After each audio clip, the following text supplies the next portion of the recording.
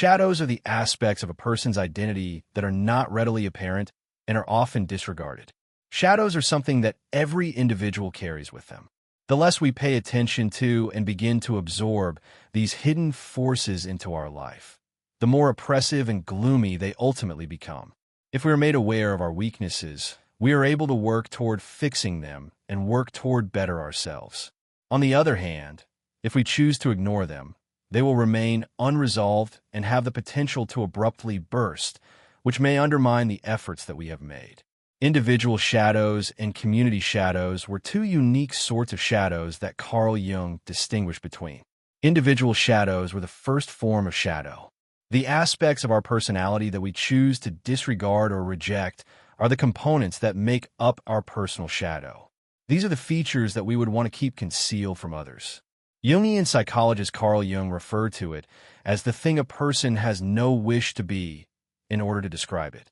During times of extreme emotional intensity or stress, it is possible for these suppressed aspects of one's personality, which are often seen as defects or moral inadequacies, to become visible. This is something that may happen. For instance, a person who takes great delight in their generosity could suddenly turn furious when they are placed under a large deal of pressure. Anger is a part of who they are, but rather than admitting that it is a part of who they are, they may prefer to project it onto other people, giving them the sense that others around them are hostile or aggressive. The majority of people opt not to identify their shadow at all, but there are some individuals who choose to nurture a certain amount of awareness of their shadow personality. This makes it possible for their shadow to act independently, manifesting itself in a number of ways, including a range of emotions, impatience, and even violent behavior. The need of facing and understanding the shadow was something that Jung put a significant amount of stress on, not just in the context of therapy, but also in everyday circumstances.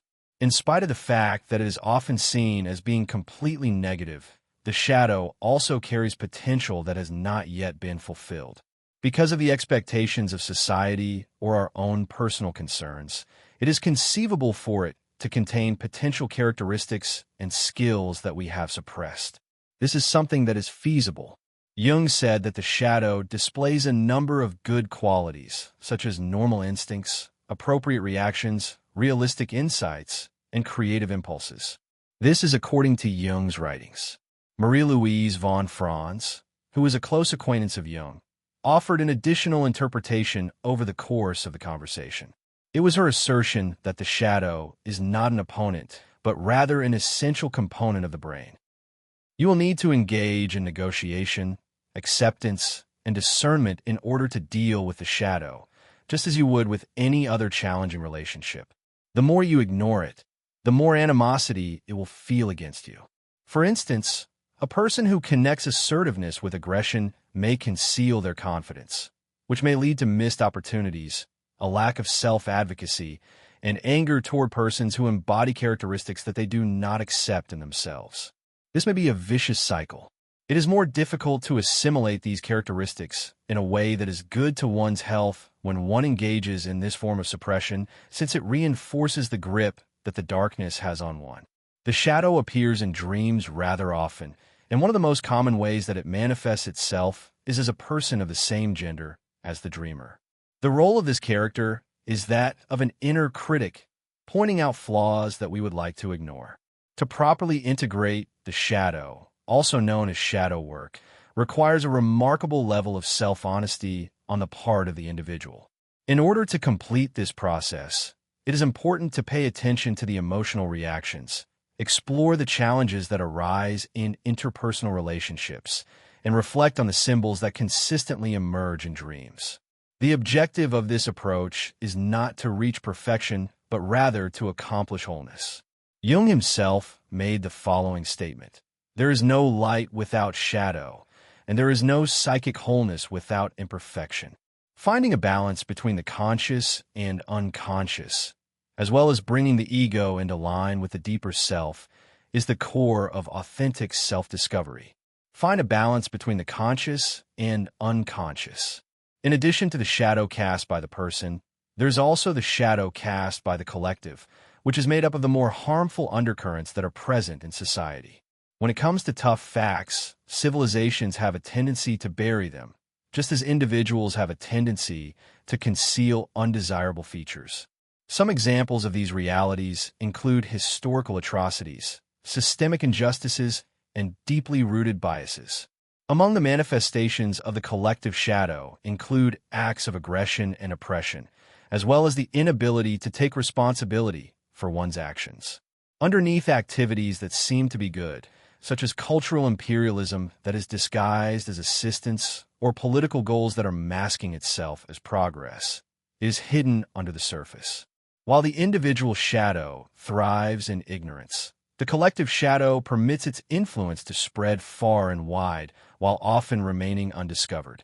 In this manner, the shadows of both individuals and groups are similar. When a collective shadow is not explored, it may have rather severe ramifications for everything that happens. Therefore, it gives birth to cycles of vengeance, anger, and self-loathing, which are all negative emotions. Throughout the course of human history, several cultures have used the term evil to refer to this aspect of darkness. According to a great number of religious traditions, it takes the form of the devil, which is a supernatural entity that is responsible for spreading corruption among individuals. Jung, on the other hand, said that conquering this darkness is not about engaging in a conflict against an external adversary, but rather about the process of gaining an awareness of oneself. He was of the belief that individuals need to be conscious of both their capacity for doing good and their capacity for doing harm. It is the only way for society to break free from the historical patterns of injustice and violence that have been perpetuated, and the only way to do so is to acknowledge these facts. It is required to go beyond delivering symbolic gestures, such as public apologies or compensation, in order to successfully confront the communal shadow. This is because the shadow is a social phenomenon.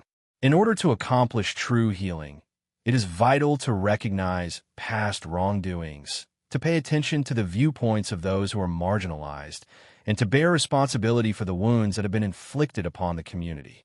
In the event that society continues to prioritize denial above the presentation of the truth, it is unavoidable that history will be repeated.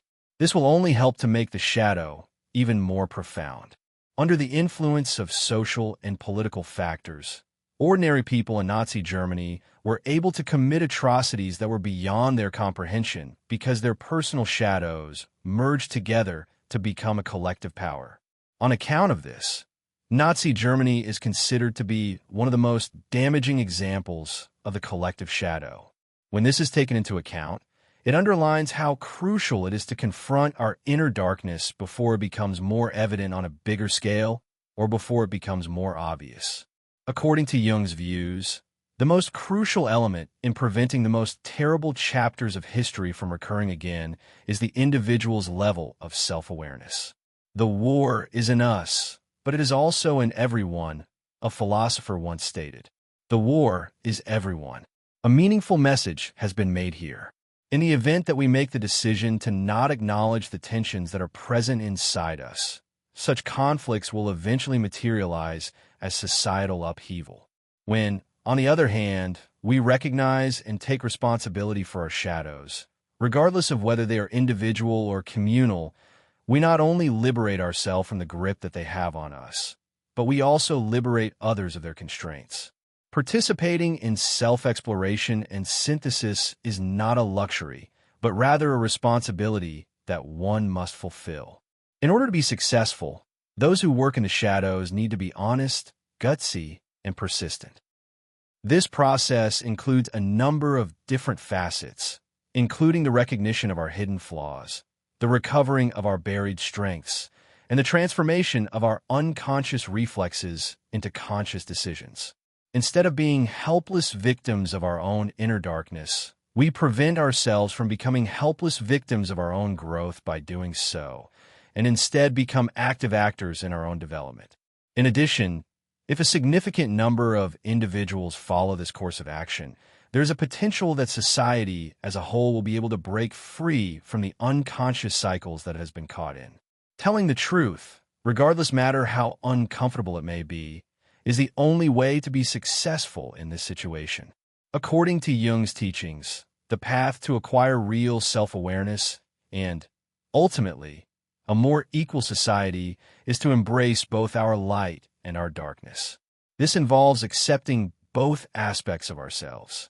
Do me a quick favor, smash that thumbs up like button, hit red circle subscribe, and drop a speech balloon comment below. I want to hear your thoughts, so let's get the conversation going.